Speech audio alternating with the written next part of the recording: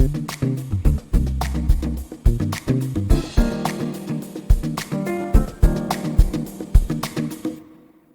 guys, I'm Sly and welcome back to my channel. For today's video, ipapakita ko sa inyo ang isa sa pinaka-paborito kong pinapakita sa inyo at yun ay aking pag-aayos ng mga gamit ko or pag-aayos or pagsa-setup ng setup ko. Anyway, kita nyo naman sa title and sa thumbnail. And for this video, ang gagawin natin is papakita ko yung process ng paggawa or pagbuo ko ng aking setup. Yan, which is ito. Yan ang aking setup. Yan, may mga cover lang siya ngayon. Pero, dito tayo magsa-start dito sa frame na to kung saan ito na yung medyo final. And babalikan natin yung process ng kung paano siya naging ganito mula sa simula. Kung maaalala nyo, talagang gusto ko yung part na pinapakita ko yung process ng pag-ayos ng setup ko. Simula pa lang nung undergrad ako. So, yun, pinakita ko yung setup ko nung online class pa lang kami. And then, pinakita ko rin yung process ng paggawa ko ng setup ko nung nagre-review na ako for boards. And now, for this time, ipapakita ko naman sa inyo yung pagsa-setup ko for the grad school.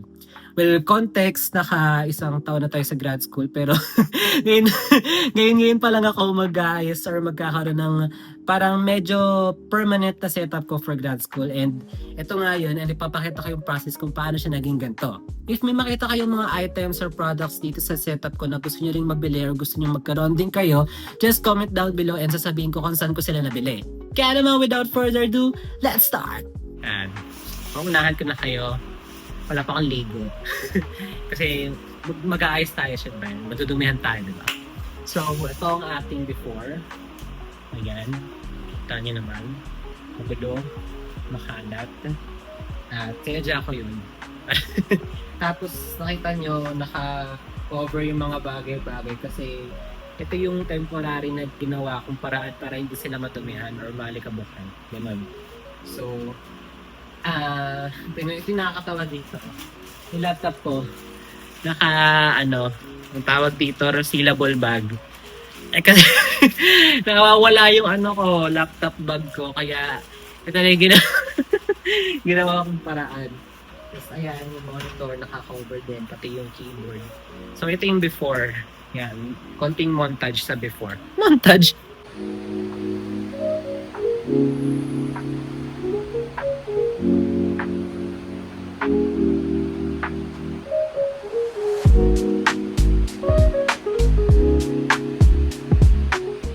Okay, so explain ko lang ng konti yung mga laman nito. Actually, na to, nabawasan na siya ng maraming laman. Medyo simple lang nga itong sa lagay na to pero ito. So, yun nga, una dyan yung ating laptop na ito yung pinakauna kong in-unbox dito sa YouTube. Tapos, ayun, na siya. More than 5 years na siya. O, diba? Pero, syempre, yung niyan, ang tawag dito, yung memory niyan, iba na siya. Hindi na siya kagaya ng 5 years ago. And ito naman yung monitor, bukod tanging monitor na syempre in-unbox ko rin dito sa channel ko. And itong mechanical keyboard na syempre naka-unbox din dito sa channel ko. And ayan, mga picture ko na to, drawing ng best friend ko. Tapos ayan, ito yung mga chargering and wiring. Ito meron tayong iPad dito na hindi ko in-unbox. And then ito pang naman to, sa labas lang naman to ng bahay. Tapos ayan, itong ating in-ear na wired. So ayan, yun yung mga elements. Tsaka ito palang table kung saan ako nag-aaral. Bukod dito. Kasi itong table na to, yan, kung maaalala nyo, at bakit yung maaalala? Hindi. Kung maaalala nyo, ito yung table na sobrang iconic na ever since the world began, ayan yung table ko. Kaya pa siya, very very undergrad, very board exam pa yung feels nitong table na to. Kaya naman, for this video, tayo ay mag-unbox itong bagong table. Sobrang bigat nito, promise. Dahil ito ay makikita nyo mamaya. Pero ito siya, ngayon tayo ng bagong table para sa ating bagong buhay. And ayun nga, upalitan na natin itong lamesa na to. oras na para magpaalam sa kanya. And sobrang natulungan ako na tong table na to. Siya yung kasama ko sa hirap at hirap noong undergrad at board exam. And di ko naman siya i-dispatch. Meron pang pag-alaalan tong table na to syempre. Pero for this time sa grad school, ito na yung gagamitin natin. Dahil makikita nyo at malalaman nyo mamaya. Ay! Context pala ko, nasan ako? Nasa bahay ako. Ano naman, hindi. Ano kasi, di ba, kung maalala nyo nung board exam, nandun tayo sa Manila, nakatira. And, yun nga, ang purpose na is para makapag-focus tayo, ganyan. And kasi yung review center is face-to-face. Pero for this grad school, I think I will spend most of my time dito sa bahay kasi bukod sa hindi araw-araw yung pasok, hindi siya madalas face-to-face, parang palagi siyang online ganun. So, mas marami yung time na nandito ako sa bahay kaysa nandun ako sa school. Kaya, dito tayo sa bahay magsiset up ng pang-aral natin. Ganon. So, yeah, dito tayo kikilo. So, bago tayo makakilos, kailangan ayusin muna natin yung mga bagay-bagay dito. Let's go!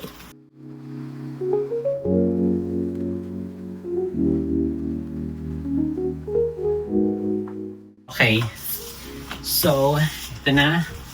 Linisin natin yung table dito. Tayo ay mag-unboxing na. So, this is an ergonomic table. Wow. ito yung table na umaangat baba. Ganon. And nakita ko yung importance niya kasi sobrang pangit din talaga kapag maghapon ka or magdamag kang nakaupo. And nung dati kasi parang tumatayo upo din ako. Pero pag kasi nakatayo ako, mababa naman yung screen or mababa yung tinitingnan ko. So ano din, pangit din sa leeg. Ganon. So itong ergonomic table na to is I think perfect siya para sa ganung mahaba ang pag-aaral or pagharap sa screen or kapag nagtatrabaho ka. Ganon. Fragile, handle with care. Same pala kami na to eh. Ay.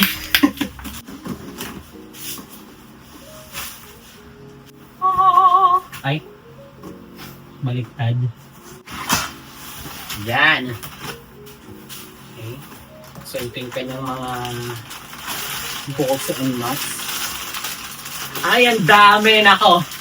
Nakikinita ko na ang hirap na itong i-assemble. Pero ito siya. Ayan, naka-organize siya. At organize yung kanyang mga something. And nako! Matetest na naman ang ating pagiging engineer. Ooh! May lagayan ng ng cup. Kung tama ako nung hinala. Parang lagayan yata to ng cup. Ayan. To, alam niyo na siguro kung ano to. Ayan, ayun yung pinipindot. Para umangat baba siya. Bigat ito. Bigat! Ito yung pinaka umaangat baba. What's this?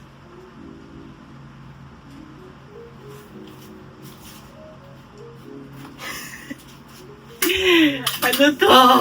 Ito na ang kanyang mahiwagang manual. Tapos, yun na yun. That's it. Okay, so sisimulan na natin siya assemble.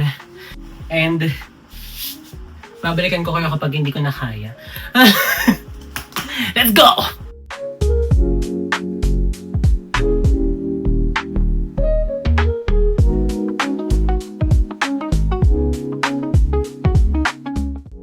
Ito na, pinakahihintay natin lahat.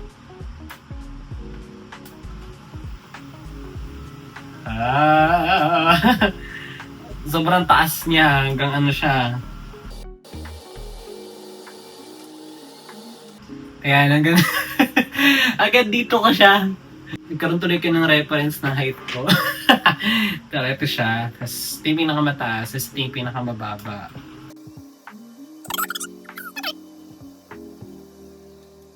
Yan, ito yung pinakamababa. Oo, di ba? Okay, ito na lang lalagay ko. Ang lagay ng cup, tsaka sabitan kung ano-ano. Ayan. O, diba? Saktong-sakto. Okay. It's so cute. It's so nice. It's so cute. Okay. So that's it for the first part, guys. Medyo hindi ko muna napapakita yung mga next na ayusin dahil medyo magulo pa. Pero see you sa next part. Okay guys, it's part 2 or next part. So ito na yung table. Yan, ayan na siya. Ito yung puan. Then itong lumang table, di ko pa siya inaalis. Yan ang gagawin natin for today is pipinturahan itong bintana. Ayan. Nakikita niyo ba yung potential? Itong buong area na to. Nakikita niyo ba? Nakikita niyo ba?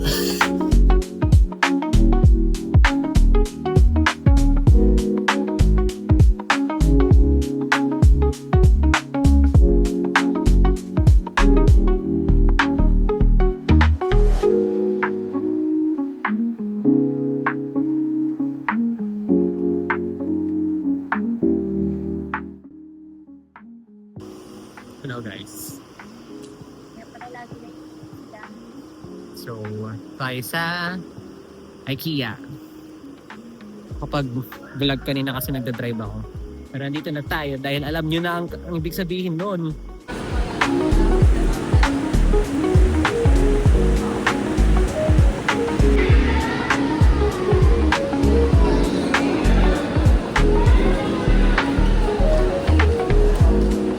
Bukod sa EK, ito ang aking happiest place in the world. Feeling. Alright, so ba tayo nandito? Actually, hindi naman natin kailangan pumunta dito. Pero nag-aya kasi yung kapatid ko. So, dito na rin tayo para tingnan ko ano pa yung mga madadagdag natin sa setup natin. And, yeah. Alam niyo naman kung gaano ka nakakatuwa yung mga bagay-bagay dito, di ba? Dito na tayo. Ito nga pa yung mga kasama ko. Ay, hindi pala. Mali.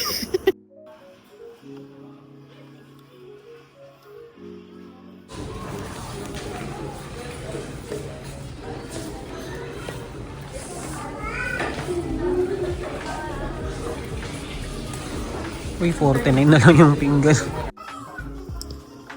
Is it a yes or no? Pag binili ko to, para kung ewan na pininturahan ko lang din yung bintana sa kwarto. Is it a yes or no? Ito, magkano to? 319. Sira ang ganda. Pero dito na lang ako. Ha?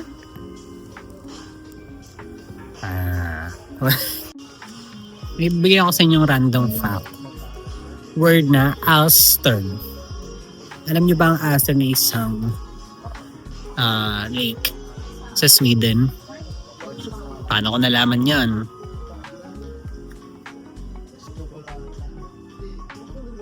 Diba? Namimili ka na, may natututunan ka pa. Wah!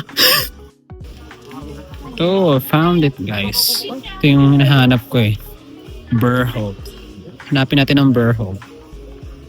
Sorry po sa mga taga Sweden sa wrong pronunciation. Ayun. Out of stock. Nakakalungkot. Out of stock siya. Yun pa naman yung parang nasa isip ko kanina bago pa dumating dito. Okay, nagkaroon ulit ako ng pag-asa dahil nandito na tayo sa mga ilaw-ilaw. Yan. And meron akong nasa isip ulit na ilaw.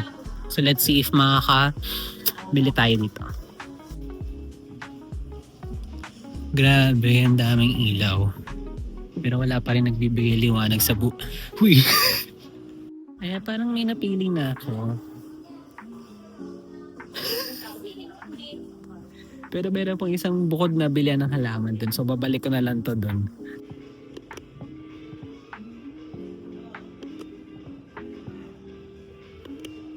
Yun lang. 300 na yan. Ito pa pala. Ito. Yan. Okay, saan kukunin natin yung pinakabagay dun sa table natin at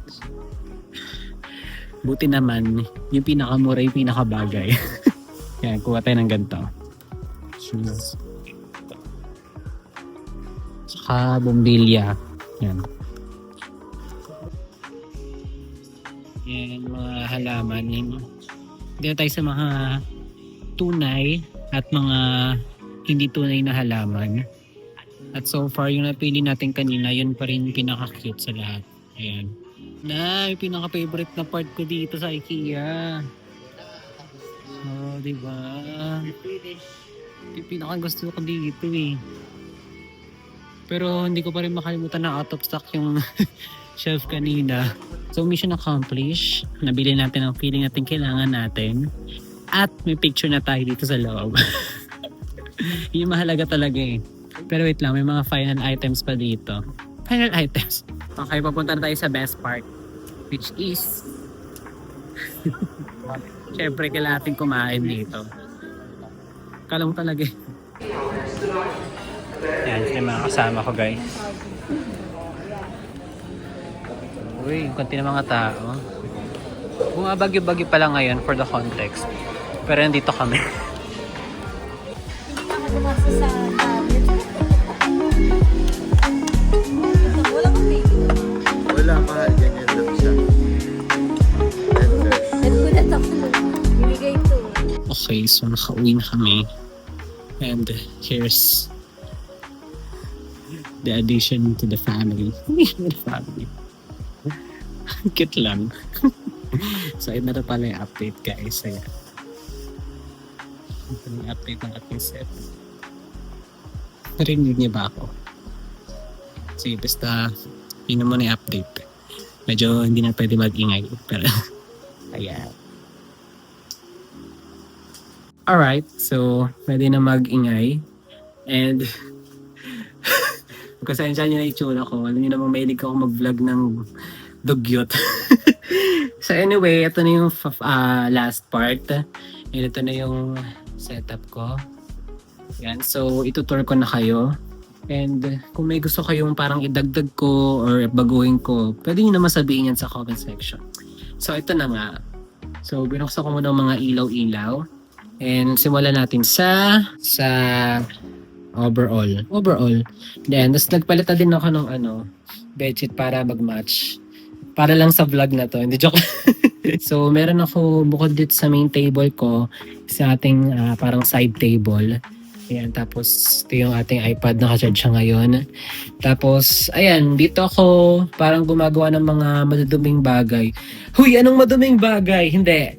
Kumakain, ganyan, or nagsusulat, ganyan. Kasi syempre, ayaw nating madumihan itong main table natin na pagkaputi-puti. So, dito tayo sa medyo matagal na table natin. And then, ito namang, ayun pa rin, yung upuan natin nung nag-aaral tayo for boards. Ayun pa rin siya, matatag pa rin siya. Although, medyo kailangan ko lang linisin yung kanyang seat or yung pad. Ayan. Para pumuti ulit siya. Pero ayan siya, matatag pa rin. And then, ito na nga ang ating table and everything. So, simulan natin sa baba. Ayan, ito sa baba, meron parang mat na galing IKEA. Ayan, tapos, ayan lang yung brown na part. Kasi, para sa akin, parang okay na yun kasi hindi naman siya makikita dito sa taas. So, dito na siya sa baba, yung brown na part na setup natin. Kasi kung mapapansin nyo, yung last time, parang ang theme niya is wood and white, ganun. So, ngayon, parang unintentionally, naging black and white and some greens na yung theme ng ating setup. Tapos sa likod itong monitor, hindi ko na kasi alam kung saan pa siya ilalagay ay yung mga speakers. So, ayan, yung mga speakers na yan. So, diyan ko na lang siya tinago sa likod para, ayan, mukha pa rin siyang malinis pagdating dito. And then, yung ating lamp to set the mood. And then, little cactus here na binili ko sa IKEA. Kasama itong maliit na halaman na to sa may bintana. Tapos itong lagayan ng cup. So temporarily, nilagay ko na lang itong headset ko. So ito yung binili kong headset para sa mga device ko na naka Type-C. Ibig sabihin wala na yung audio port or yung 3.5mm na audio port. So ito yung binili ko. So kung gusto nyong bilhin din to, go na. Maganda siya, maayos yung tunog niya, and ayun nga, meron siyang noise cancellation kasi in-ear siya. And meaning, ayan, ganyan yung itsura niya. Hindi siya yung typical na earphones. Yan, in-ear siya. Yan. Tapos para naman sa mga devices ko na naka-audio port pa, halimbawa itong laptop, ganyan. Ito naman yung ginagamit ko. Ayan, itong JBL, ano nga ang model to? Sabi yung box niya. Ito yung box niya, JBL Quantum 100.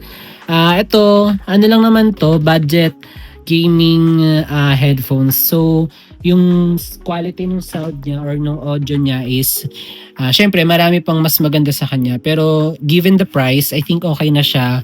Pero ayun, for me na medyo OC sa part na yon. So parang hindi ako ganun ka-satisfied. So I'd rather prefer na gamitin itong Popcorn Base X9 Pro kaysa dito sa JBL Quantum 100. Yung mga ano naman ng JBL, yung mga mas mahal ng konti dito is yun. Yun yung magandang price. Pero ito kasi parang ano lang to hindi ko siya madalas ginagamit. Para lang dun sa mga devices na halimbawa itong laptop ko na naka 3.5mm pa. Ayan. So dito siya nakalagay and some wiresening. Yan. Tapos yun ang aking setup for this time of my life. And ayun nga, ang pinaka nagbago talaga is yung theme, yung theme ulit. Tsaka itong table na ayun nga, gumagalaw or umaangat baba siya. So ito yung tsura niya kapag sitting position. Tapos ito naman kapag nakatayo na. Ayan, so ayan, hanggang ano ko siya, hanggang ganito. So very sakto na siya. Ay!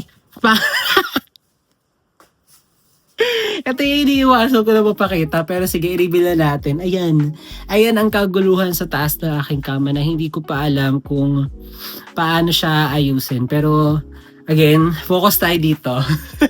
Focus tayo dito sa part na to. So, ayun nga, kapag nakaangat siya, ayan, very ganon. Tapos, ayun. So, sa normal na oras or normal na panahon is naka-cover tong laptop, tong monitor, tsaka keyboard para hindi sila maalikabukan or madumihan. Ganon. So, I think that's it for this video. Iwasan natin makita yung mga dun banda. So, I think that's it for my new setup sa grad school. And sobrang sentimental sa part ko kasi ayun, naalala ko yung setup ko nung undergrad pa lang ako, nung nagre-review for boards, and now for this grad school naman. So, that's it for this video. I hope nag-enjoy kayo. Nag-enjoy ba kayo? So yeah, let me know if may gusto pa kayong parang baguhin or idagdag ko dito sa setup ko, or may mare-recommend kayo na gawin ko dito sa setup ko. Just leave it sa ating comment section below. So that's it for this video, guys. I hope you enjoyed watching this video, and if you do, don't forget to like and share this video, and of course, subscribe to my channel. Goodbye, guys, and see you on the next video. Bye-bye!